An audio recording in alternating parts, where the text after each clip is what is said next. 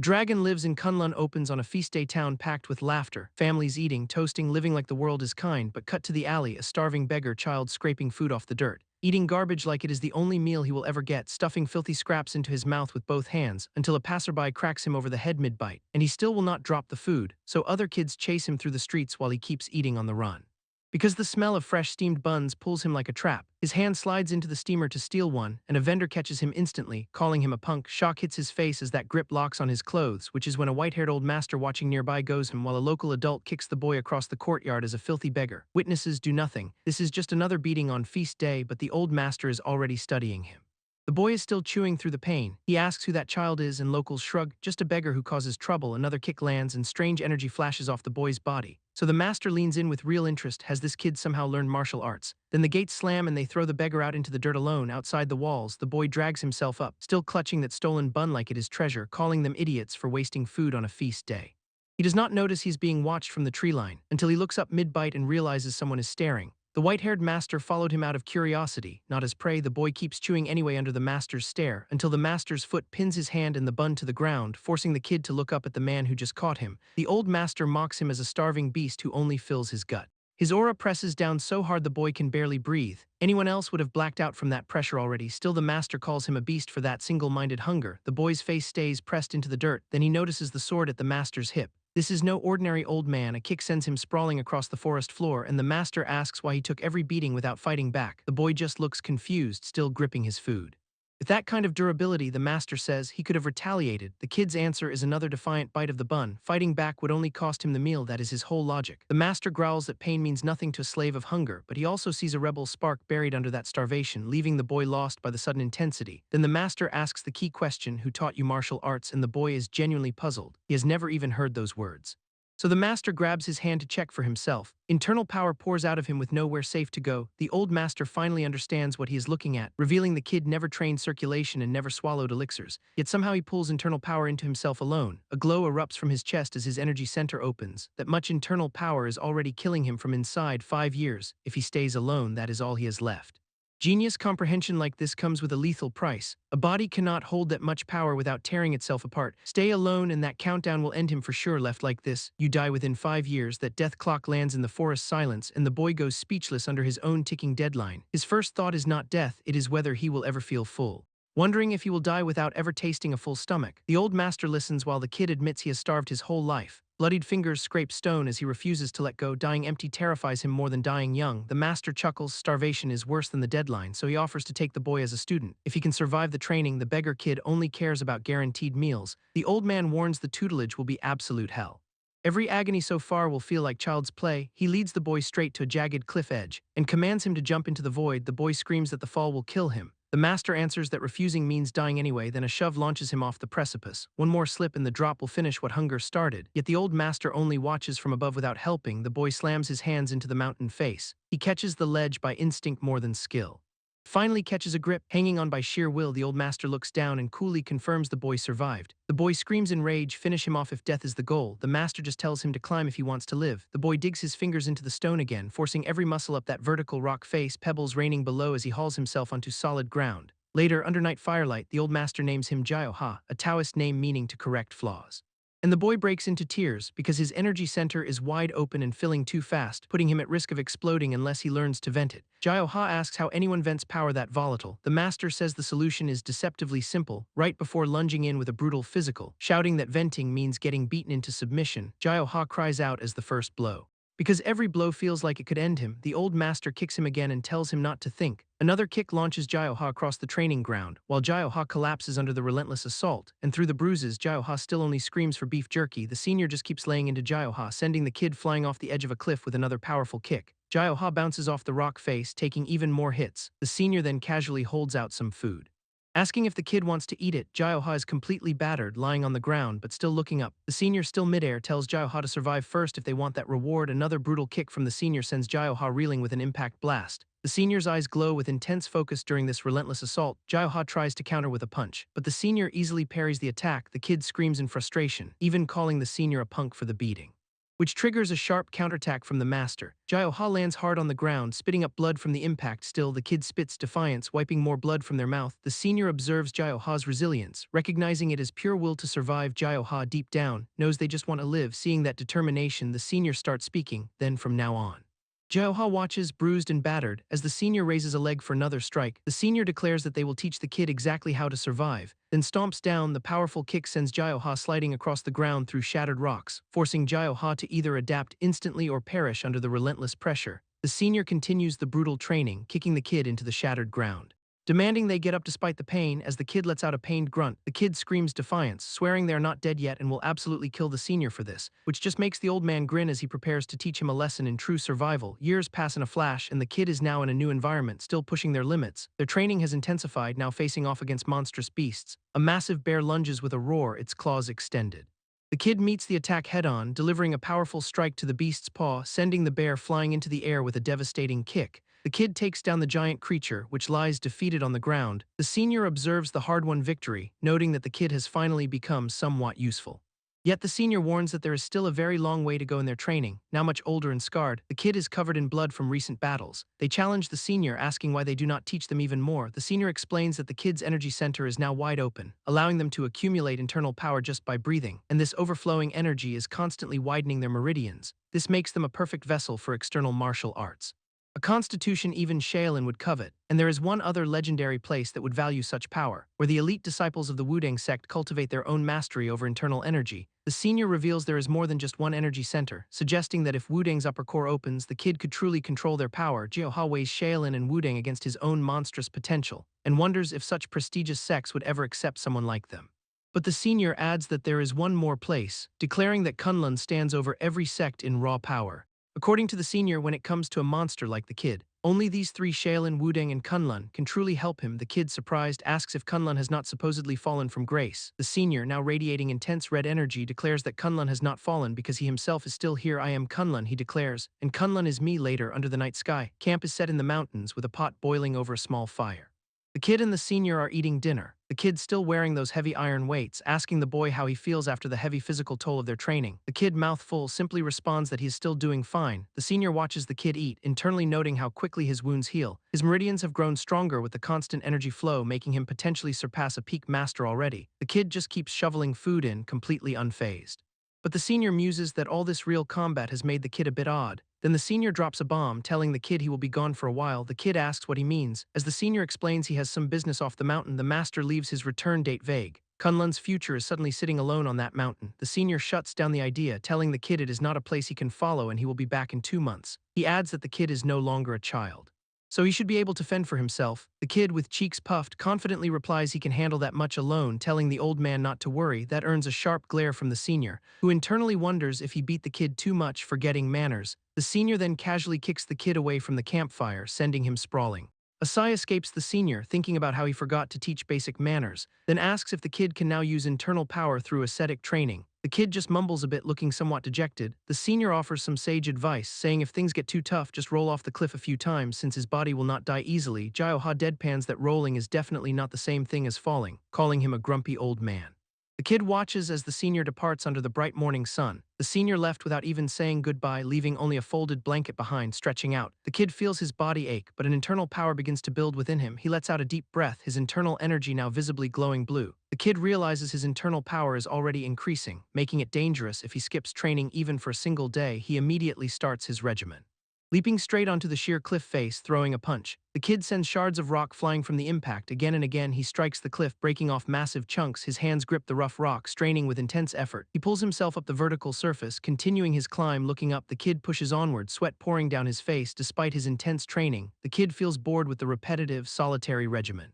His increasing power makes the cliff face crumble easily under his touch, highlighting his immense strength. Questioning the purpose of his solitary training, he wonders what he is even accomplishing by himself. Out of frustration, he unleashes a powerful strike that shatters the ground with immense force. He stands amidst the settling debris, contemplating his overwhelming power and the lack of challenge. The kid wonders if the Kunlun heir will bring back a junior brother for him. He suddenly has a new realization, interrupting his previous thoughts about the Kunlun heir. and Jio-ha decides he's done waiting around for the old man to return, believing the Kunlun heir would approve. He quickly runs out of the cave. He pauses to consider his next steps, looking at the scattered books, packing the texts away to study while he searches for someone to join him. After gathering the books, he quickly packs them into a bundle, declaring them ready for travel. With the books bundled and slung over his shoulder, he is now ready to depart the cave. He begins to outline his requirements for new disciples, prioritizing someone who can fight well. He then adds another important criterion, hoping his future disciples are also skilled at cooking. The Kunlun heir proudly offers his terrible cooking, making one of the children violently ill. He realizes the Kunlun heir's poor cooking, reinforcing his need for a disciple skilled in fighting and cooking. He suddenly has an idea, realizing how he can find the perfect disciples for the Kunlun sect. Jio-ha counts off requirements for a disciple. He then decides to find a second junior brother who will be solely responsible for all the cooking. Jio-ha is thinking about how, as a Taoist school, they need someone to recite scriptures, and he counts on his fingers that they will need 3 people total to do it. One of his disciples offers to try for him, cooking over a pot, and another disciple offers to recite the scriptures that day. Then a third disciple pledges to give his all today, striking a martial arts pose. Jio-ha just laughs, as his disciples are all over him like little happy chibi figures. He's still smiling, but clearly thinking about how he does not have time to waste, because he needs to find 3 more strong people. Then he just stomps on the ground. The guy then launches himself through the air, leaving a massive crater where he stood. He flies over the mountains, clearly excited to be out in the world. He's ready to see the outside world for the first time in a while, looking absolutely pumped. Descending, he spots a whole village in this remote area, which totally surprises him. He walks into the village, and the other villagers just stare at him with wide eyes. He looks around, clearly confused by the reactions of the people. But then the guy smells something incredible, a delicious scent filling the air. The smell makes him gasp, catching his full attention, and he takes another big sniff. He is sniffing the air again, trying to pinpoint the source of that amazing aroma, still sniffing intensely, utterly captivated by the delicious scent. The guy finds the source, a vendor selling colorful fruit skewers, and he is completely blown away by the sight. His mouth is watering, practically drooling as he stares at the skewers. While a small kid looks up at him, bewildered, the vendor notices him drooling and staring, so she kindly offers him a skewer to try. He's still completely mesmerized by the delicious skewers, clearly wanting to try one immediately. However, he remains silent and does not take the skewer, perhaps unable to pay for it. He continues to squat there, still drooling profusely, unable to tear his eyes away from the tempting fruit, annoyed by his lingering and drooling. The vendor just gives him a skewer to make him move along. The vendor insists he take the skewer, claiming it was old and she would discard it. The guy accepts the skewer, respectfully thanking the vendor for her kindness. He finally takes a huge bite of the delicious fruit skewer, clearly savoring the taste. The skewer's taste is overwhelmingly delicious, causing an almost spiritual experience for him. He happily continues to enjoy the skewer, while the 2 small kids also have their own. Jio-ha offers his skewer to the kids, but they are wary. Then one offers him their own. A crowd of people gathers, murmuring as they observe Jio-ha's enthusiastic eating. Jio-ha is now eating a full meal, devouring it with incredible speed and hunger. The onlookers are amused by Jio-ha's eating, feeling full just from watching his enjoyment. Jio-ha thanks them, feeling embarrassed, but they reassure him they enjoyed watching him eat. Jio-ha continues to eat, stuffing his cheeks until he is completely full and struggling to swallow. An older woman offers Jio-ha new clothes, explaining that people will talk if he looks like that. Jio-ha gratefully accepts the new clothes from the woman, promising to wear them immediately. The kind woman walks away after helping Jio-ha, as the other villagers watch her depart. Jio-ha and the villagers express their deep sympathy for the woman. Noting her lifetime of good deeds, Jio-ha asks what has happened, sensing the tension around him, and the villagers explain a local grandmother recently lost a child who'd saved a fortune, but bandits stole the inheritance before it could reach her, which leaves Jio-ha surprised, and her other son, hearing the news, rushed off alone to get the money back. Jio-ha learns it has been 10 days since he left, then asks about the mountain fortress. Villagers quickly warn him not to even consider it, saying he'd just die for nothing there. They stress the danger, implying the mountain is a death trap, and the townsfolk look on in shared dread. But Jio-ha's body begins to glow with a powerful aura instead. With his power now evident, Jio-ha prepares to make his intentions clear to the villagers, as he demands to know exactly where those bandits are hiding out. The scene shifts to the imposing mountain ranges. The old man then explains that everything has its own purpose in this world, even bandits and pirates, which leaves Jio-ha confused about this sudden lecture. While agreeing that banditry is wrong, the old man points out that mountains and seas pose threats beyond just human gangs. The real danger, he reveals, comes from wild beasts. Jio-ha nods, understanding, and the old man explains how bandits sometimes collect a protection fee in the wild, since local governments cannot watch over every little thing, often turning a blind eye to some extent. Some places even make deals with them, so Jio-ha asks if he should just pay them instead of fighting, which makes the old man exasperated, clarifying he said useful, not good people. Jio-ha remains confused by the old man's complex explanation of bandits' roles and usefulness. The old man clarifies that collecting a toll is not a death-worthy crime, suggesting Jio-ha should just beat them. Jio-ha then asks if this advice still applies even if the bandits try to kill him. The old man immediately responds with a firm no, showing a clear distinction in his philosophy. He then states that if they try to kill you, you must kill them, prepared to die. Jiaoha approaches a fortified mountain gate, guarded by two bandits. Suddenly, Jiaoha moves with incredible speed, launching a powerful kick at one of the guards. The surprised bandits react in disbelief, wondering what just happened as Jiaoha attacks them. Jiaoha calmly asks if this is the mountain fortress he was looking for, further confusing the bandits. He then dismisses his own question, stating it does not matter as he can simply look elsewhere. The bandit, still confused by Jiaoha's strange questions, wonders what he is talking about. Their attempt to shove him around backfires immediately. The bandit tries to throw Jiaoha, but is astonished to find he cannot budge him. So the bandit mocks him for having a hero complex and tells him to beat it. The second bandit grabs Jiaoha, telling him to leave, but his hand is surprisingly injured by the contact. He snaps the guard's grip and sends him flying with a single strike. Jiaoha then points his finger at the bandits, preparing to unleash a powerful attack on them. Jiaoha confirms his suspicions, realizing these bandits are indeed the ones he was looking for. A massive explosion erupts from Jiaoha's attack, causing widespread destruction and screams of pain. Jiaoha reassures the injured bandits he will not kill them. As a Taoist then asks for their boss, the remaining bandits are shocked by Jiaoha's power and his unexpected question about their boss. One bandit is violently pinned against a wall, a clear demonstration of Jiaoha's overwhelming power. Jiaoha casually admits he did not even realize he had caught that bandit with his attack. The mission still sits heavy on his mind, so he challenges the remaining group to attack him all. True to his word, Jiaoha unleashes another attack, sending multiple bandits flying through the air. Jiaoha exclaims, "Oops." Realizing he might have accidentally hit someone important with his attack, he keeps his focus sharp, reminded of the weight of his family legacy. Jiaoha sighs, realizing he has incapacitated everyone and now has nobody left to question. He takes a moment to process the smell of the place. Searching for any lead on the fortress, following his senses, Jiaoha approaches a large door, asking himself if the boss is here. Jiaoha forcefully opens the large door, ready to confront the bandit boss he sensed inside. He kicks off the ledge with enough force to propel himself toward the upper levels. Jiaoha is shocked by the unexpected sight inside, realizing the situation is far worse than he imagined. He peers into the dark cells below, noticing the rows of prisoners locked away in the shadows. The terrified women tremble in their confinement, having endured unimaginable suffering at the hands of the ruthless bandits. Jiaoha's rage ignites as he sees the suffering victims, vowing to make the bandits pay. Other terrified women, also held captive, shiver in fear, having endured the bandits' cruel treatment. Jiaoha stands firm, his resolve hardening as he reiterates his fury at the bandits.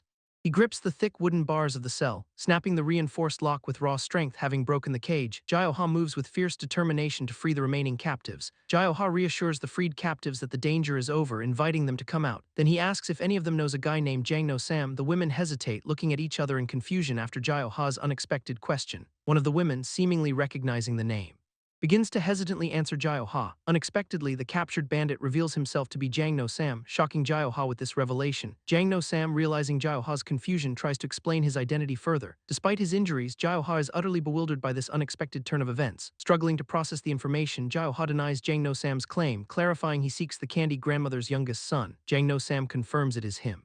Leaving Jiaoha reeling from the shock, Jiaoha finally processes the shocking truth, realizing the bandit is indeed the person he sought. The reality of the situation hits him hard. Overwhelmed by the situation, Jiaoha clenches his fist tightly, filled with intense frustration and anger. Jiaoha angrily confronts Jang No Sam, scolding him for causing so much worry to his grandmother. Just as Jiaoha prepares to strike, the villagers intervene, explaining Jang No Sam protected them and was captured. Jiaoha is utterly bewildered by the villagers' unexpected defense, questioning their surprising revelation, so Jiaoha asks if Jang No Sam came to find his inheritance and nearly died. Jiaoha then asks if the bandit boss threatened him because of his unique talent, so Jang No Sam reveals he chose to become a bandit just to ensure the women were treated better. Jang No Sam confirms that he indeed joined the bandits to ensure the women's safety. Jiaoha then realizes Jang No Sam never actually participated in any bandit activities. The younger son confirms something, responding yes to the previous question. Jiaoha ponders the situation, wondering if the younger son was indeed a bandit who never committed any banditry. He then presses the younger son, asking just how amazing his talent truly is. The younger son, looking pleased, boasts about his quick calculation skills. Jiaoha is visibly surprised when the younger son's sister reveals he is also great at cooking. She proudly declares there is nothing her brother cannot do. Beaming at his supposed versatility, another villager adds he is an amazing singer too, which makes Jiaoha utterly confused. Jiaoha is completely overwhelmed by the sheer number of talents attributed to the younger son. Meanwhile, the other villagers are still groaning and recovering on the ground from their earlier beating. Jiaoha, pointing at them, asks if he should teach those guys another lesson. The younger son's sister quickly intervenes, saying that is enough, and thanking Jiaoha. Jang No Sam expresses his deep gratitude before they prepare to head home. Night falls over the mountains, with a bright full moon illuminating the landscape. The elder is seen sitting by a grave, ignoring the villagers who urge her to take care of her health. One of the villagers offers to keep watch at the grave, trying to persuade the elder to rest. Suddenly, another villager spots movement in the distance and shouts for everyone to look. They recognize the approaching group, asking if it is the young man from earlier. Noting he is not alone, the villagers realize the younger son is also with Jio Ha. Returning with the group, the elder immediately springs into action. Leaping from the grave and rushing towards the figures, the villagers watch in alarm as the elder speeds down the path to confront the approaching group. Jang No Sam cries out for his mother as he rushes back into the clearing. The younger son calls out to his mother, but she immediately hits him in the face. His mother starts slapping him for disappearing while he tries to explain he actually found the item. She angrily dismisses the value of money, prioritizing her son's safety over any material gain. The younger son explains that the money is not just any sum but his deceased brother's inheritance, even as he notices the elder staring him down with a grim expression. As the elder's anger subsides, she notices her son is limping, indicating an injury. The elder immediately asks about his leg, and her son claims it is just a minor sprain. Although he downplays the sprain, the elder is not buying his excuse for a second. The elder then turns to Jio Ha, offering a warm smile. Grateful he brought her son home, and the mother reaches out to take Jio Ha's hands in hers. Jio Ha humbly dismisses her thanks, stating he was simply repaying her kindness for the sugar candy. The elder notices the damage to Jio Ha's clothes, a result of his recent dangerous journey. Jio Ha apologizes for damaging the clothes she gave him, feeling bad for her effort. The elder reassures him it is fine, offering to weave him a brand new set of clothes instead. Jang No Sam jokes about hand-me-downs, though his brother quickly shuts him up for disrespecting their benefactor. The elder's son then notices the women standing behind Jio Ha, asking who they are, so the mother observes the newcomers with a curious, searching gaze. The elder scolds her sons for their poor hospitality, reminding them to welcome their guests. Since the visitors clearly need a proper meal and a place to wash up after their journey, the elder orders her son to prepare chickens, but he insists a pig is needed for the guests. The elder scolds her sons for standing around, urging them to immediately begin preparing the meal. The elder walks away to prepare, while the women guests are surprised by her overwhelming hospitality. Jio Ha proudly remarks that his mother is truly a heroine, impressed by her decisive actions later. A large stack of empty bowls and plates confirms everyone thoroughly enjoyed the generous meal. The beggar child Jio Ha devours his meal with incredible speed, clearly enjoying the generous hospitality. The villagers are amazed by Jio Ha's massive appetite, feeling full just from watching him eat. Despite Jio Ha's incredible consumption, another fresh bowl of food is placed before him. The grandmother's son offers Jio Ha more food, stating there is plenty, and Jio Ha thanks him. The grandmother's son offers more food and Jio Ha thanks him, noting that a skilled herb gatherer has just arrived in the upper village. He promises grandmother he will go retrieve the man immediately to treat her son. He promises to bring the skilled herb gatherer as soon as possible, where the group gathers outside to watch the medical preparations begin, since Jang No Sam's leg injury was dangerously close to becoming a major disaster. Yet the elder casts a skeptical glance at the mysterious herb gatherer, causing the younger man to nervously clarify that he trusts the professional. The herb gatherer begins the painful process of cleaning the infected wound. The elder turns his attention to the group of women to start their intake. So they stand there quietly waiting for their turn to be processed. The herb gatherer refuses payment for treating the wound, demands to examine Jio Ha's body instead of taking coin.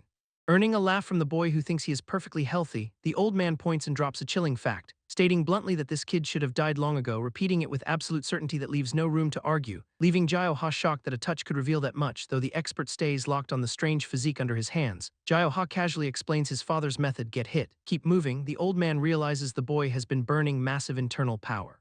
Concluding that father was clearly no ordinary man, then insisting on a full physical exam right away, which Jio Ha accepts without hesitation or fear, even asking him to check the rest of the villagers, earning a scoff that was already the plan. The expert wonders aloud if the kid descends from a legendary beast. Jio Ha shrugs off lineage questions and lets him continue, skin thick as a bear's, muscle like a tiger's under the examination. Until the old man concludes this boy is a monster who could kill a tiger bare-handed, finally asks how old this mysterious youth actually is. Jio Ha guesses he is about 15 years old. The expert is floored that body should not exist at that age, confirming Jio Ha's energy center has been locked tight since birth, reflecting that finding this kid is like winning the lottery, then warning him to hide that physique at all costs. Others would carve him open just to study it, before tossing Jio Ha a wooden identification tag, explaining it is a direct line through the merchant guild, since normal doctors would be baffled by his growth phase and declining a send-off as he vanishes into the night at inhuman speed, leaving Jio Ha stunned while his companion rushes over, watching the old man disappear into moonlight like a ghost. Jio Ha shouts a casual thank you after the shadow. Nothing remains but a trail of wind in the moonlight.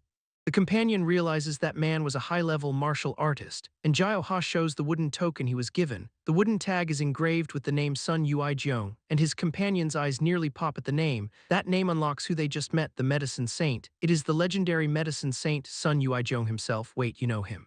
Jiaoha asks, stunned, and the companion practically screams that the medicine saint is one of the three greatest physicians alive. Jiaoha laughs off the revelation, finally understanding why his ankle healed so fast. Although he keeps turning the wooden charm over in his hand, he wonders if he should have asked the legendary expert for a spar instead of medical advice. Jiaoha approaches the old woman and man who seem to be waiting for him, where Jiaoha calls out his gratitude to the older woman. The old woman and man insist they should be thanking Jiaoha for saving them from trouble. Jiaoha humbly dismisses their gratitude, reiterating his own thanks to the kind elderly couple. The old woman then hesitantly asks Jiaoha for a favor, acknowledging her request is shameless. Jiaoha readily agrees to help the old woman, asking what favor she needs from him. The old woman then shamelessly asks Jiaoha to take her son along with him, surprising the man. But the assistant looks completely blindsided by his mother's sudden decision. The man expresses his concern to his mother, worried that she will be left all alone. The old woman dismisses his worries, stating she has managed fine and will not clean up after him, which leaves the assistant staring in disbelief as she looks out over the small village. She further encourages her son to explore the wider world, believing he deserves more opportunities. The old woman then tells Jiaoha he can cast her son aside if he proves to be lacking. Her son protests being cast aside and questions Jiaoha's age, but she quickly silences him. The old woman then bows deeply to Jiaoha, making a desperate plea for him to take her son. Both the son and Jiaoha are shocked by the old woman's desperate plea and deep bow. The old woman remains deeply bowed, emphasizing the sincerity and desperation of her request. Jiaoha, exasperated by the old woman's persistence, finally gives in and agrees to her request. The old woman beams with relief at Jiaoha's agreement. While her son reacts with utter shock, Jiaoha agrees, but explains he can only stay a short while since his future is not his choice. The old woman, still determined, hits her son on the head to ensure his cooperation with Jiaoha, who is left dazed and stumbling as Jiaoha calmly bundles their gear, ready to leave. Jiaoha and the son begin their journey, leaving the village behind as many residents watch them depart. Many villagers bow deeply to show their respect and gratitude as Jiaoha and the son depart. The old woman waves goodbye with a relieved smile, while other villagers continue to show their deep respect. The son observes Jiaoha, realizing he is seen as the hero of Jangga village by its grateful residents. The son reflects that Jiaoha's young age does not diminish his heroic deeds for the village.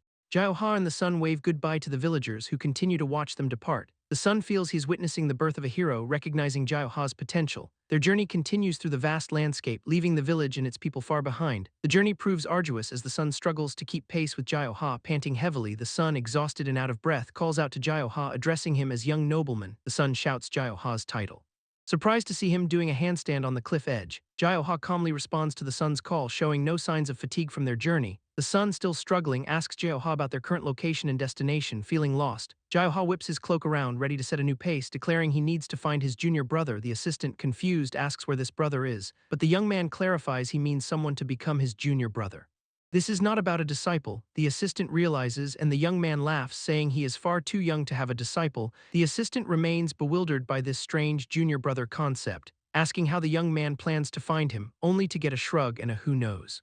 Young man clenches his fist with determination, explaining he will fight potential candidates to test their worthiness. The assistant can only mutter in disbelief at the madness of his plan as they both continue walking through the quiet forest. The assistant then asks why the young man refused money from the villagers, who are clearly struggling themselves, explaining he could not take anything as a Taoist disciple. He assures the assistant that things will work out somehow when suddenly something flashes past. Moving at incredible speed, an arrow is flying directly at the assistant's face.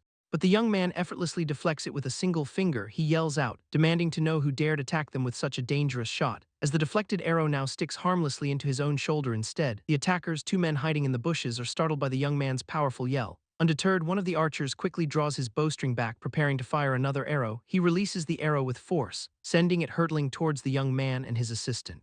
The projectile flies through the air at an incredible speed, aimed directly at their targets. However, the young man's unseen counterattack causes several rocks to violently erupt into the sky. The young man, unfazed by the attack, scoffs at his unseen assailants, calling them punks. He then notices more attackers emerging from the bushes. Surprised by their numbers, the leader of the ambushers, seeing they have been discovered, immediately orders his men to charge, following the command. The group of assailants rushes forward, launching their full-scale attack against the young man. The scene concludes with a title card signaling the end of this intense chapter, so Jiaoha lunges in and disarms the first attacker in a heartbeat. As the battle intensifies, the young man swiftly moves. Planting his foot firmly on the ground, he continues his counterattack, delivering a powerful blow to his opponent, who struggles to keep up. With another decisive movement, the young man firmly plants his foot. Preparing for his next offensive, he unleashes a flurry of incredibly fast attacks, overwhelming his opponent with sheer speed and power. The young man lands with immense force, demonstrating his incredible power and agility. His powerful impact creates a massive shockwave, sending attackers flying and cracking the ground around him.